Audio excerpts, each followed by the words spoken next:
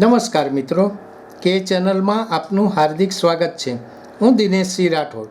આજે આપણે જોઈશું ઊંઝા ખાતે મુખ્યમંત્રી ભૂપેન્દ્રભાઈ પટેલના હસ્તે શ્રી ઉમિયા મંદિરમાં ધજા મહોત્સવનો શુભારંભ।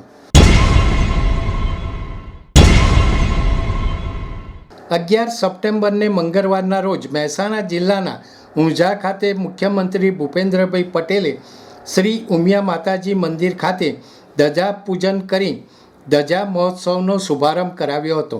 આ પ્રસંગે મુખ્યમંત્રીએ જણાવ્યું હતું કે પ્રધાનમંત્રીએ આપેલા વિરાસતની સાથે વિકાસના મંત્રના ધ્યેય સાથે આપણે આગળ વધી રહ્યા છીએ।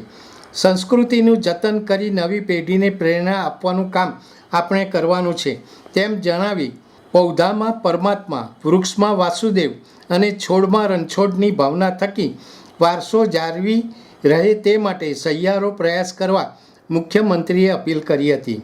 મુખ્યમંત્રીએ હરિયાળા રાષ્ટ્ર માટે પ્રધાનમંત્રીએ આપેલા એક પેડ માર કે નામના અભિયાનને ચરિતાર્થ કરવા ઉપસ્થિત સૌને વૃક્ષ વાવીને તેનું જતન કરવા અપીલ કરી હતી।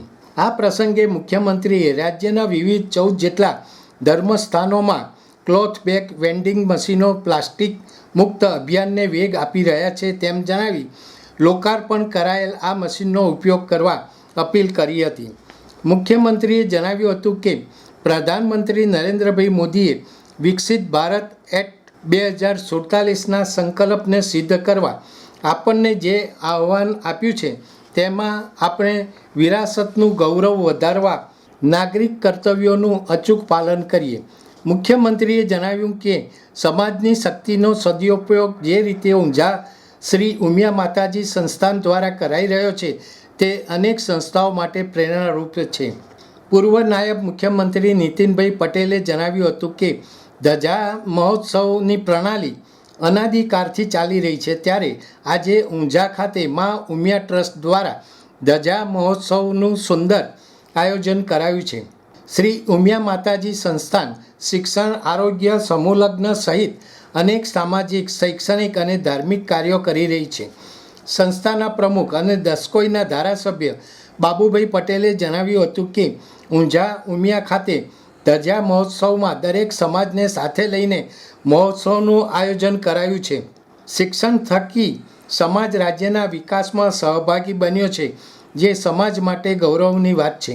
આ પ્રસંગે મુખ્યમંત્રીના હસ્તે મા ઉમિયા આનંદના ગરબાનું વિમોચન કરવામાં આવ્યું હતું તેમજ ધ્વજા મહોત્સવમાં દાન આપનાર દાતાઓ અને સમાજના શ્રેષ્ઠીઓનું સન્માન કરવામાં આવ્યું હતું। આ ઉપરાંત કાર્યક્રમના અંતે મુખ્યમંત્રીએ શોભાયાત્રાને લીલી ઝંડી આપી પ્રસ્થાન કરાવ્યું હતું।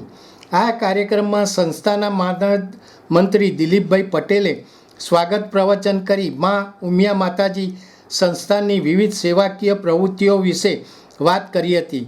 આ પ્રસંગે સાંસદ હરિભાઈ પટેલ, જિલ્લા પંચાયત પ્રમુખ તૃષાબેન પટેલ, ધારાસભ્ય કિરીટભાઈ પટેલ, મુકેશભાઈ પટેલ, અગ્રણીઓ બાબુભાઈ કે પટેલ, ગોવિંદભાઈ વરમોરા, નારાયણભાઈ પટેલ, ગિરીશભાઈ રાજગોર તેમજ સંસ્થાના ડિરેક્ટરો, ટ્રસ્ટીઓ, સમાજ શ્રેષ્ઠીઓ સહિત મોટી સંખ્યામાં સમાજના લોકો ઉપસ્થિત રહ્યા હતા। દર્શક મિત્રો, અત્યારે આટલું જ। આવા વધુ સમાચારો માટે જોતા રહો કે ચેનલ। નમસ્કાર।